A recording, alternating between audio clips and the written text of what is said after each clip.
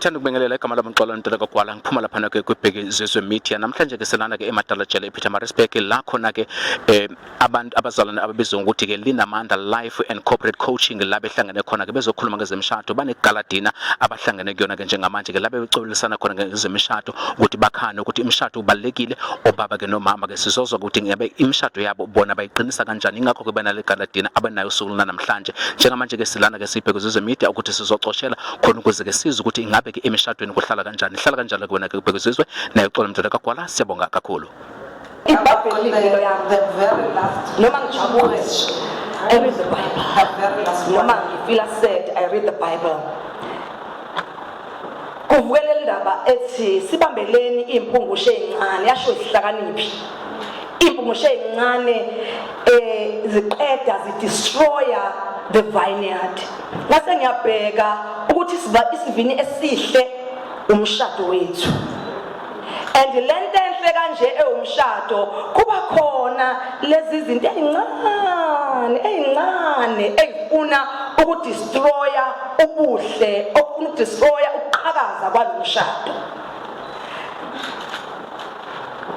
Ngizosho cishe begodwa nje ngithi nje masiphumalana nje ngifisa ubheke impungushe encane ewuncishana emshadweni. Wafika kwena uqhaqhulwa sekuyinto ekaNkulunkulu into yomshado.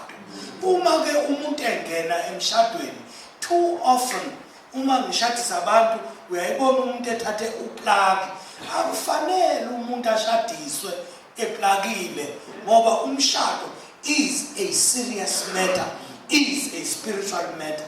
Ngicela ukubingelela igama lami Mxolani Mntana kaGwala ngiphuma lapha nokubhekisizwe media ngicela nje ubingelele usho ukuthi ubani babona.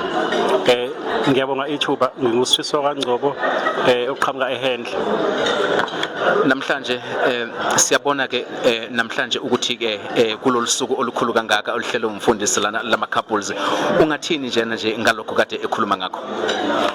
Ngijabule nje kakhulu luhambe nje kahle kakhulu ngokulemuhla ngokuthi ngoba kunezi izinto abanye abantu abasaba bakhulume ngazo so uma benifika endaweni efana nale kuyisithangami esiright so ukuthi kukhulunywe noma yini okumele ikhulunywe abanye abantu abasaba ukukhuluma so ngijabule nje kakhulu nje kuba la.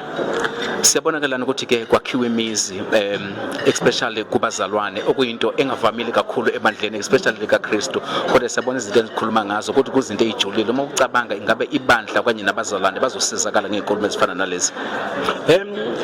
Kakhulu ngoba nje uma ubheka uyabona nje ukube kuthiwa into efana lezi ziyakhulumeka njalo ama divorce ancipha kakhulu ngoba kwezinye izinto nje esikhulunywa la ithothi izinto kube ubuwedwa ubengeluthi ngiwazi ukuthi ndawo into efana le ngiyayikhuluma nje isinomi kanjani futhi into yakho ilungi so ngokuba khona nje la ngibone nje uningi engifunde nje kakhulu nje ukuthi ngiyakhulumeka.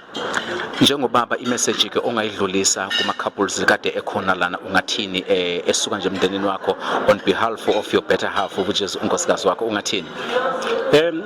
Ngasho nje nje kukho konke ukubambisana akuve kukuhle kumnandi izinto eziningi zenzakalula nje engisho nje ukuthi futhi ke uphuma nje la bonke nje kade bekhona babengabambisana yonke into bayixoxe nje babonisana kukho konke babekezelana futhi ayikho into abafisa ukuyenza engeke izenze emshadweni. Ngiyabonga. Siyabonga kakhulu. Ngiyabonga kakhulu.